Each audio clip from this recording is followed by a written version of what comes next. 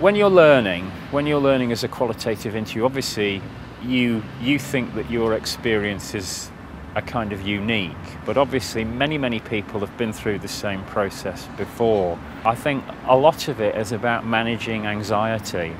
And as I say, I would stress that anxiety is normal. If you're learning a new skill, anxiety is normal.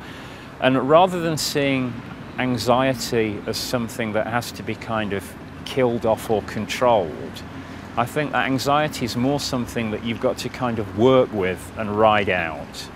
It can be nerve-wracking. I think there's always that element that people know a lot more than you do, but I think you can gain a lot of experience very quickly. I mean, when I went into my first research post here at the university, I didn't feel that I was that experienced, but having looked back then on experience that I'd gained during my master's degree, I did actually do a qualitative master's degree thesis as well.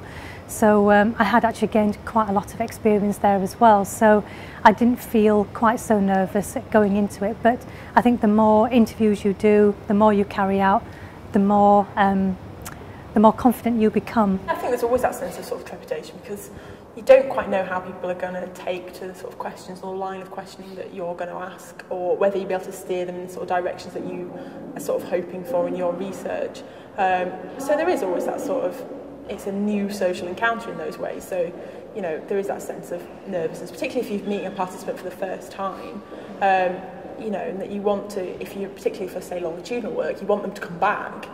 So it's that sort of really first impressions count, making them feel comfortable so that they do want to come back for a second or third wave. So the sort of the first wave particularly, I think there's always that sort of trepidation about how it might go. But I think that's good. I think there's some sort of sense of, you don't want to be complacent about it. That's when things do go wrong or you don't necessarily get, you know, what you want, and you've got to have that appreciation that it's other people's time. When students are doing fieldwork and they feel nervous about that, I've invited them to come and I interview them, so they get a bit of a sense of what it feels like to be in an interview from the respondent's position, but also the hope ideally that it's a kind of, you know, an interview is really a product that the researcher and the respondent build between them. It's not something that belongs to either of them exclusively, and I think to get students into a sense of being able to feel that, the collaborative nature of that, which I think actually academics would be mine to remember as well, more perhaps some of the time.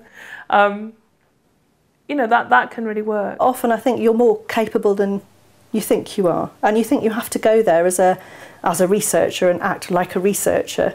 And in fact, you just need to go there and be a human being, really, and just, you know, organise things the way that you think are sensible when you get there on the ground. And you probably have a lot of those skills already. Even though a research interview is a particular kind of social interaction, at the end of the day, it's also just a kind of normal human interaction in some ways.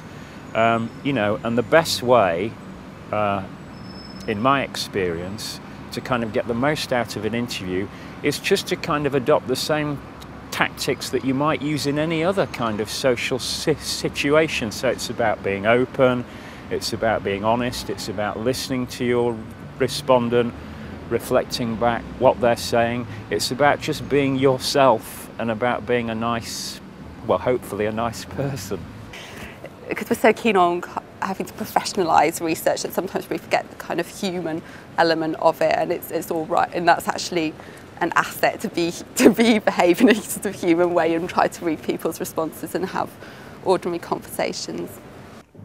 Another really good practice is to not be afraid to ask people to feed back to you about how they found the experience. So I've done some life history interviewing in the project that I work on now, which has meant going back over quite long periods of time, certainly for older respondents. And I had one come back to me and say, you know, I just wanted to let you know that I found that experience quite traumatic, or I found talking about that shook me up a bit, and you know, those kinds of things happen all the time. We don't necessarily get access to that, but just being sensitive to the fact that it's not just about the research agenda as it's laid out, but that it's a very human interaction. And that would be my number one piece of advice to remember in all interview situations, that it's two humans meeting and having a conversation. And in that sense,